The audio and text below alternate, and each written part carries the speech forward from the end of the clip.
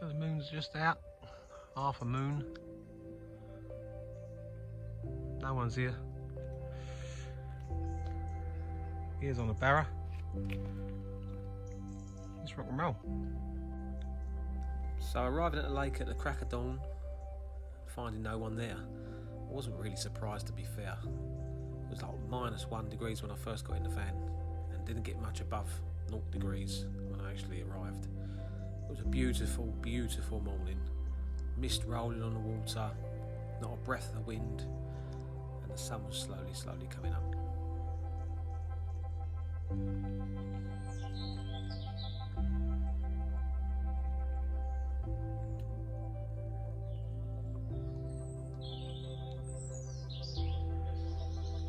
It's a beautiful morning. It's very cold, very crisp. I think it was the first proper frost last night,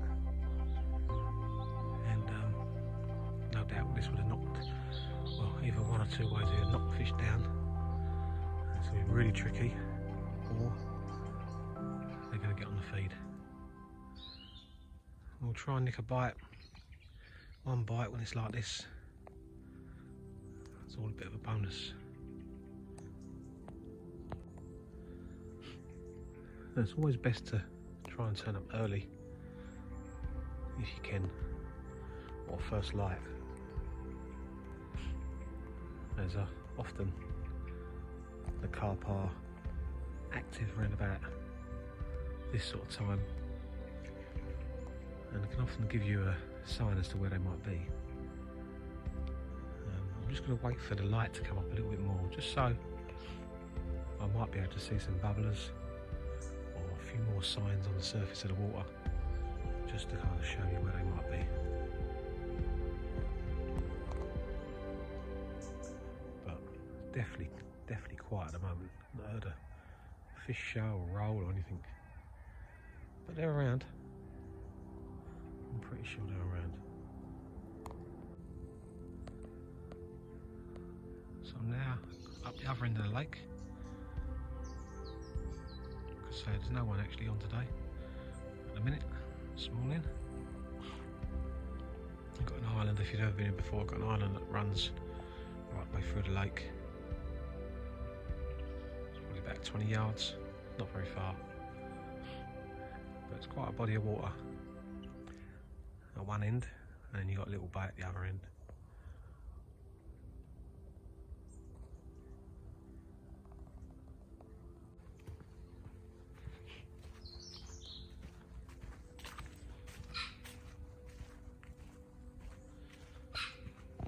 So I've just been for a walk.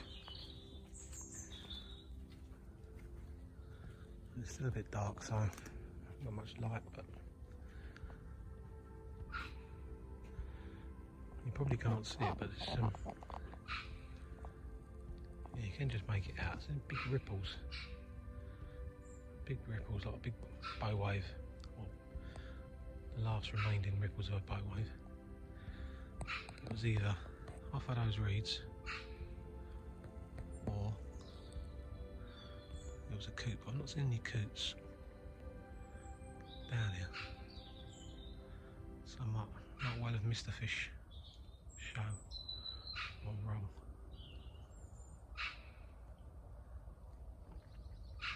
So after having a good look about, finally seeing a few bubblers in a particular area, I thought I'd start at the end of the lake, furthest away from the car park, and give it a go there for a few hours and see if we can nick a bite.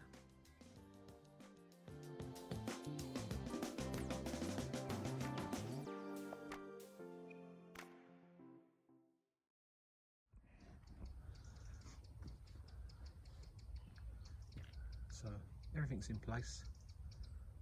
What have I got to do? Set the rods up and get them out. But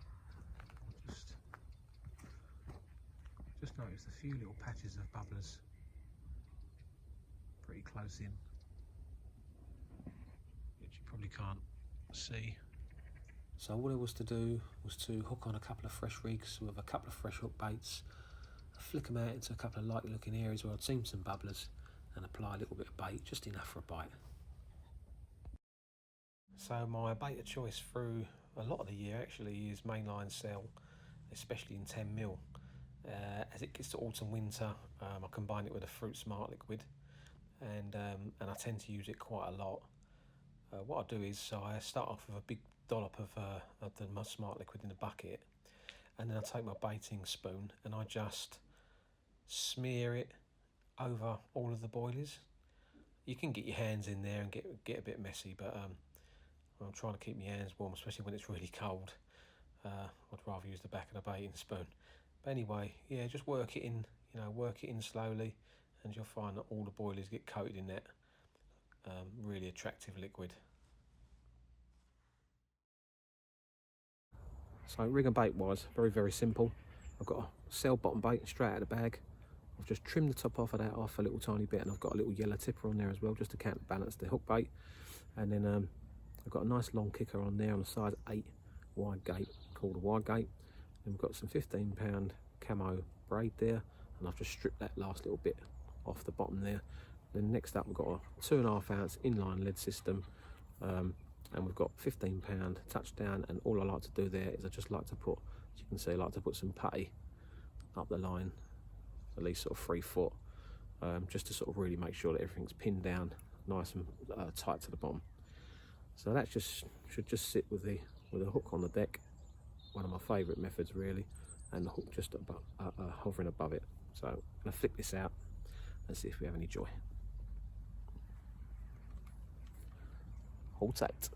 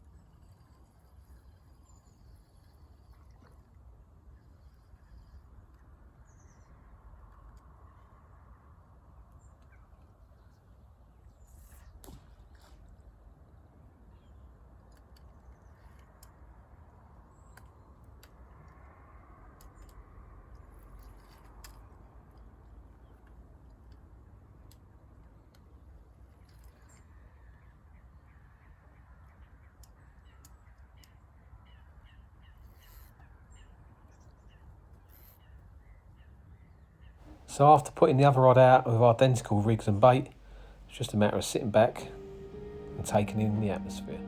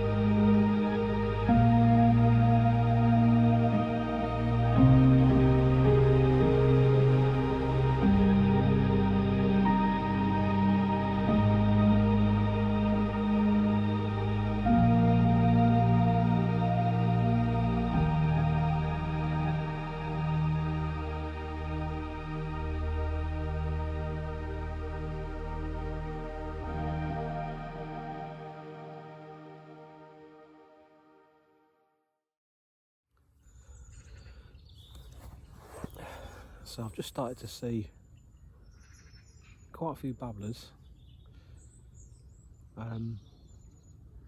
in the same area actually, and over my left rod I've had a little tiny bleep on my right rod. So there are fish about.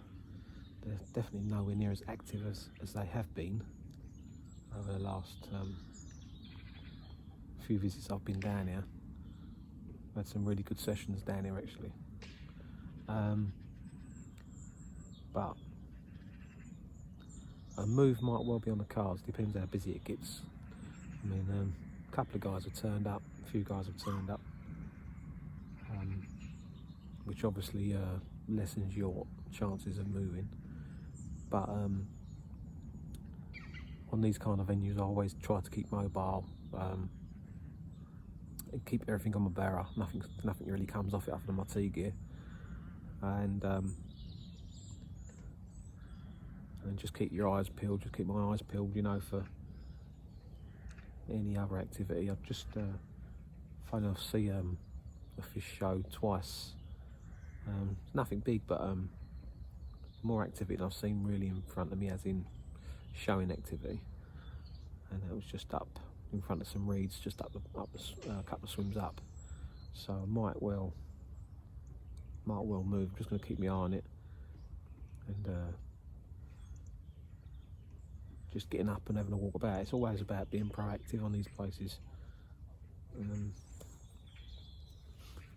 Although the fish do get about, but sometimes they like to just hang about in one area. What I've found, especially over here, is they like to go around in sort of relatively tight shoals, and they'll move around. Sometimes, especially sort of towards the beginning of the autumn, really, they tend to come in big shoals, and they like quite a bit of bait. But now it's obviously getting cold, and they're starting to slow down. The metabolism's slowing down, so everything's slowing down a little bit. But let's see. Fingers crossed. So I've just brought my right rod in, and I've just flicked it in front of the reeds, just sort of in the middle of the reeds. It's quite a big bank of reeds, and I was fishing. My rods are back up there, so I've just flicked it down and walked it back up, because I've seen the fish, like I say, a couple of times now, so I'm not going to pass on that opportunity. It's obviously active for a reason, so we'll see. So it didn't take too long, 10:15. That's the first one in the net. Quite a nice fish. Let's get him out and have a proper look at him.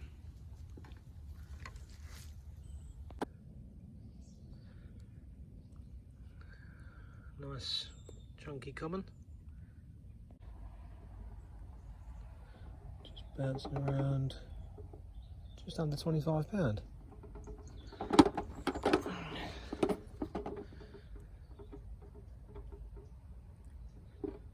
Just under 25, 24 and a half. I'll give myself that. 24 and a half. Lovely first fish.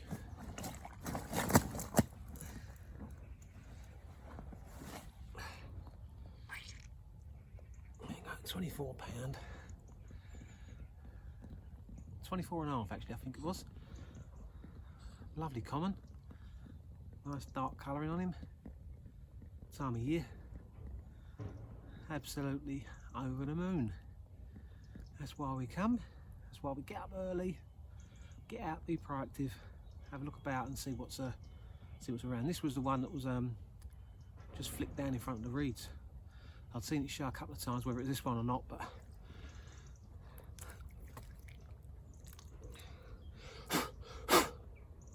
yeah, 24 and a half.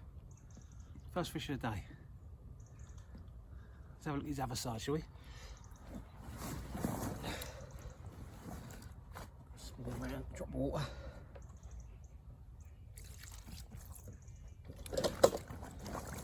Really important to keep on wet. Don't forget to keep on wet at all times of year.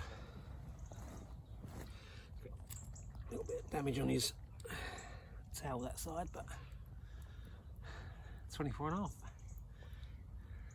Thanks very much. And take some quick pictures, and we're slipping back. Hopefully have another one or another two.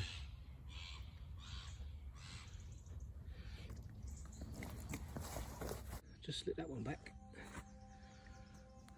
and the other one off. It's another nice chunky one. Happy days. Let's get him out and weigh him and see what he goes. So another chunky coming. Fish number 2. We'll grab an Adam and Eve it. I'd say just bang on 25 pound, I think. Or just under. That'll do. Happy days. So, fish number 2. Big old head on him. Big old tail. We'll put up a bit of a fight. But just under 25. That'd do me. Well worth getting out of bed for. As I say, just be proactive, and if nothing's happening, change things, move things around, go and have a walk. There you go. Lovely. So I'm slipping back, get the rods back out because I'm not fishing in a minute. Fish number 3. So that's been quite a good little session.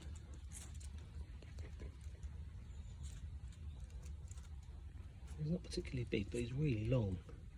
Belongs in a river. Long and skinny. Anyway, I'm going to unhook him and put him back.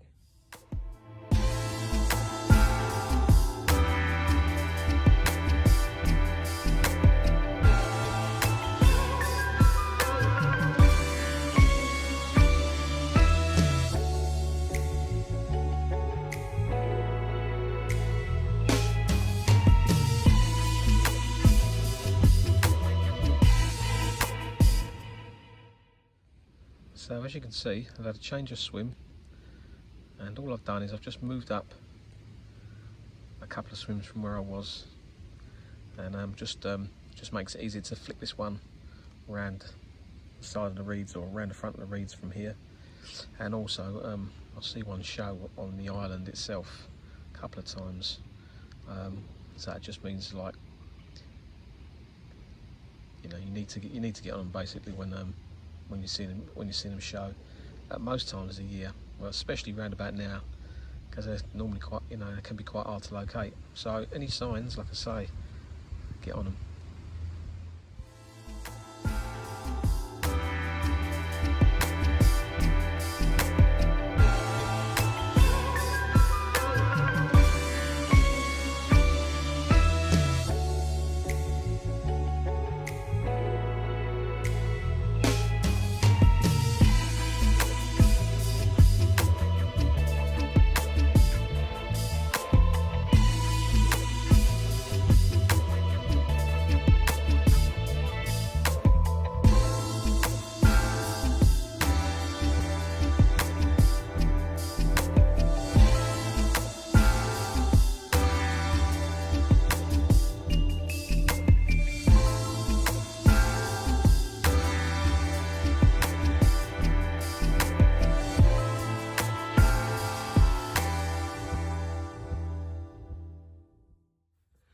Fish number 4,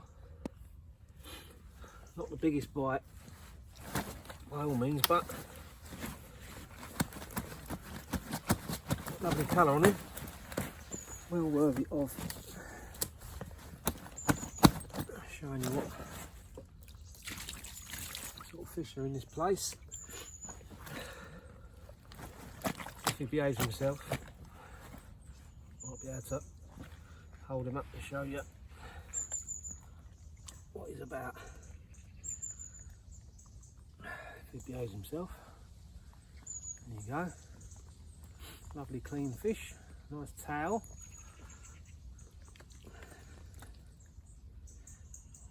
Wants to go back obviously, Lovely colours. There you go. Probably around about 13, 14 pound, I reckon. 15 maybe at a push. Anyway, sticking back. Fish number 5. And probably the ugliest fish in the lake, bless him. Big old hunchback on him. I don't think he's got much of a mouth. Nothing particularly big. I'm going to unhook him. Slip back. Third and final move.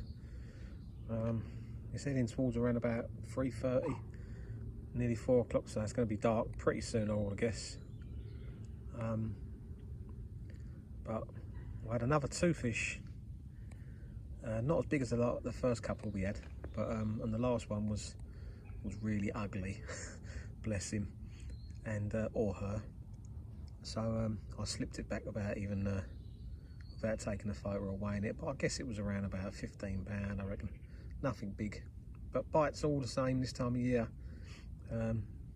They get more and more precious as it gets colder. So, oh, that was a fish. Just showed on that far bank. Sometimes I do it again. Hey, and again. Only a little one. Anyway,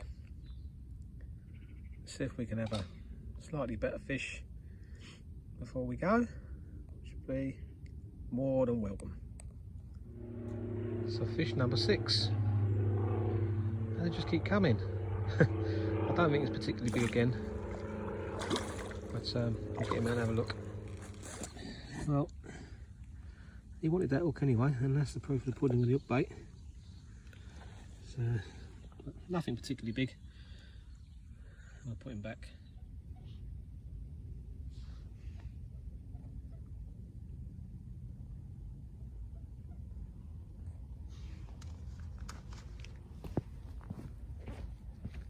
So another good little tip for you is to keep the bait going in as well, even if you're only feeding small amounts of boilie.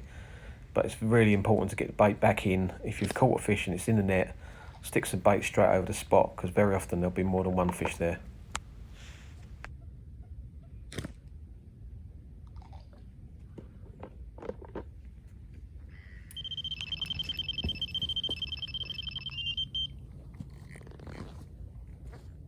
As I say, always keep the bait going in. As you can see, that rod went off almost instantly as soon as I'd rebaited the same spot.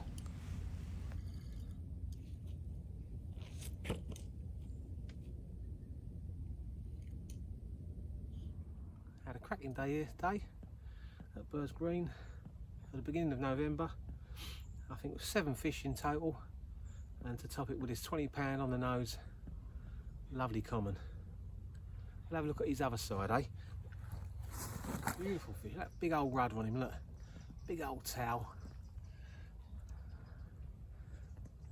Beautiful. They're just turning into a block of ice now. They're getting a bit cold. But happy with that. See you again soon.